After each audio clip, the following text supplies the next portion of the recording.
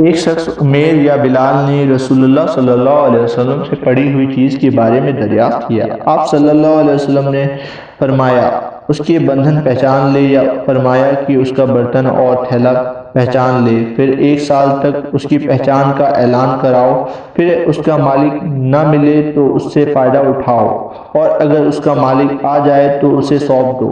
اس نے پوچھا کہ اچھا، گم ہوئے اونٹ کے بارے میں کیا حکم ہے؟ آپ کو اس قدر غصہ آ گیا کہ رخسار مبارک سرخ ہو گئے۔ یا راوی نے یہ کہا کہ آپ کا چہرہ سرخ ہو گیا۔ یہ سن کر آپ صلی اللہ علیہ وسلم نے فرمایا، تجھے اونٹ سے کیا واسطہ؟ اس کے پاس خود اس کی مشک ہے اور اس کے پاؤں کے سم ہے، وہ خود پانی پر پہنچے گا اور خود پی لے گا اور خود پیڑ پر چرے گا، اس لیے اسے چھوڑ دو یہاں تک کہ اس کا مالک مل جائے۔ اس نے کہا کہ اچھا، گم ہوئے بکری کے بارے میں کیا ارشاد ہے؟ آپ صلی اللہ علیہ وسلم نے فرمایا، وہ تیری ہے یا تیرے بھائی کی، ورنہ بھیڑیے کی غذا ہے۔ صحیح بخاری، حدیث نمبر 91۔ رسول اللہ صلی اللہ علیہ وسلم سے کچھ ایسی باتیں دریافت کی گئی کہ آپ صلی اللہ علیہ وسلم کو برا معلوم ہوا، اور جب اس قصے کے سوالات کی آپ صلی اللہ علیہ وسلم پر بہت زیادتی کی گئی تو آپ کو غصہ آ گیا۔ پھر آپ صلی اللہ علیہ وسلم نے لوگوں سے فرمایا، اچھا، اب مجھ سے جو چاہو پوچھو۔ تو ایک شخص نے پوچھا کہ میرا باپ کون ہے؟ آپ صلی اللہ علیہ وسلم نے فرمایا، تیرا باپ حذیفہ ہے۔ پھر دوسرا آدمی کھڑا ہوا اور اس نے پوچھا کہ یا رسول اللہ، میرا باپ کون ہے؟ آپ صلی اللہ علیہ وسلم نے فرمایا، تیرا باپ سالم صبح کا آزاد کیا ہوا غلام ہے۔ آخر عمر رضی اللہ تعالیٰ عنہ نے آپ کے چہرہ مبارک کا حال دیکھا، کہا، یا رسول اللہ، ہم ان باتوں کی دریافت کرنے سے جو آپ کو ناگوار ہے اللہ سے توبہ کرتے ہیں۔ صحیح بخاری، حدیث نمبر 92۔ ایک دن رسول اللہ صلی اللہ علیہ وسلم گھر سے نکلے تو عبداللہ بن حذافہ کھڑے ہو کر پوچھنے لگے کہ یا رسول اللہ، میرا باپ کون ہے؟ آپ صلی اللہ علیہ وسلم نے فرمایا، حذافہ۔ پھر آپ صلی اللہ علیہ وسلم نے بار بار فرمایا کہ مجھ سے پوچھو تو عمر رضی اللہ تعالیٰ عنہ نے دو جانو ہو کر کہا کہ ہم اللہ کے رب ہونے پر، اسلام کے دین ہونے اور محمد صلی اللہ علیہ وسلم کے نبی ہونے پر راضی ہیں، اور یہ جملہ 3 مرتبہ دہرایا۔ پھر یہ سن کر رسول اللہ صلی اللہ علیہ وسلم خاموش ہو گئے۔ صحیح بخاری، حدیث نمبر 93۔ جب آپ صلی اللہ علیہ وسلم سلام کرتے تو 3 بار سلام کرتے، اور جب کوئی کلمہ ارشاد فرماتے تو اسے 3 بار دہراتے، یہاں تک کہ خوب سمجھ لیا جاتا۔ صحیح بخاری، حدیث نمبر 94۔ جب آپ صلی اللہ علیہ وسلم کوئی کلمہ ارشاد فرماتے تو اسے 3 بار لوٹاتے، یہاں تک کہ خوب سمجھ لیا جاتا، اور جب کچھ لوگوں کے پاس آپ صلی اللہ علیہ وسلم تشریف لاتے اور انہیں سلام کرتے تو 3 بار سلام کرتے۔ صحیح بخاری، حدیث نمبر 95۔ ایک سفر میں رسول اللہ صلی اللہ علیہ وسلم ہم سے پیچھے رہ گئے، پھر آپ صلی اللہ علیہ وسلم ہمارے قریب پہنچے تو عصر کی نماز کا وقت ہو چکا تھا یا تنگ ہو گیا تھا، اور ہم وضو کر رہے تھے۔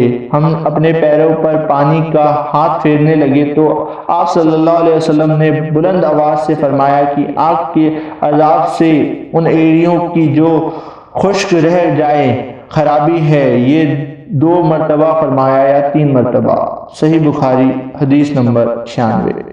رسول اللہ صلی اللہ علیہ وسلم نے فرمایا کہ 3 شخص ہیں جن کے لیے 2 گنا اجر ہے، ایک وہ جو اہل کتاب سے ہو اور اپنے نبی پر اور محمد صلی اللہ علیہ وسلم پر ایمان لائے، اور دوسرے وہ غلام جو اپنے مالک اور اللہ دونوں کا حق ادا کرے، اور تیسرے وہ آدمی جس کے پاس کوئی لونڈی ہو جسے شاباشی کرتا ہے، اور اسے تربیت دے تو اچھی تربیت دے، تعلیم دے تو عمدہ تعلیم دے، پھر اسے آزاد کر کے اس سے نکاح کر لے تو اس کے لیے 2 گنا اجر ہے۔ پھر عامر نے صالح بن حیان سے کہا کہ ہم نے یہ حدیث تمہیں بغیر اجرت محنتانہ کے سنا دی ہے، ورنہ اس سے کم حدیث کے لیے مدینہ تک کا سفر کیا جاتا تھا۔ صحیح بخاری حدیث نمبر 97۔ میں رسول اللہ صلی اللہ علیہ وسلم پر شہادت دیتا ہوں، یا عطا نے کہا کہ میں ابن عباس پر شہادت دیتا ہوں کہ نبی کریم صلی اللہ علیہ وسلم ایک مرتبہ عید کے موقع پر مردوں کی صفوں میں سے نکلے اور آپ صلی اللہ علیہ وسلم کے ساتھ بلال رضی اللہ تعالی عنہ تھے۔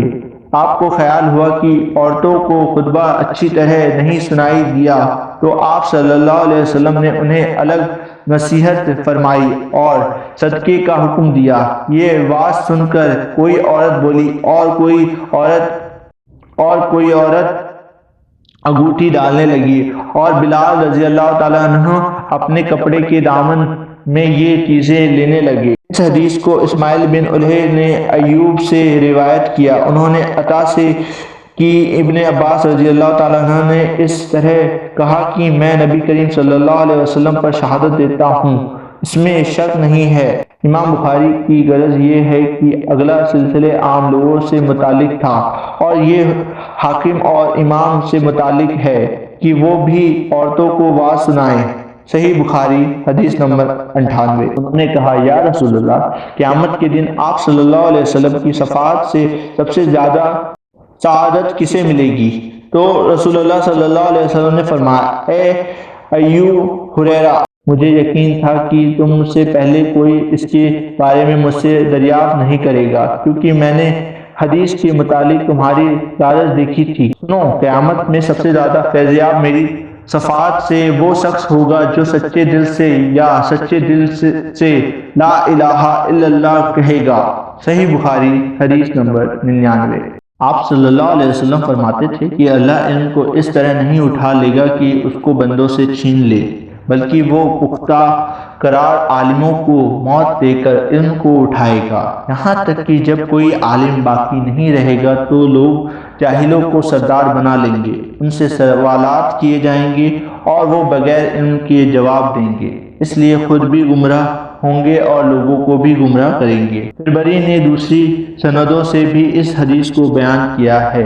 صحیح بخاری حدیث نمبر 100۔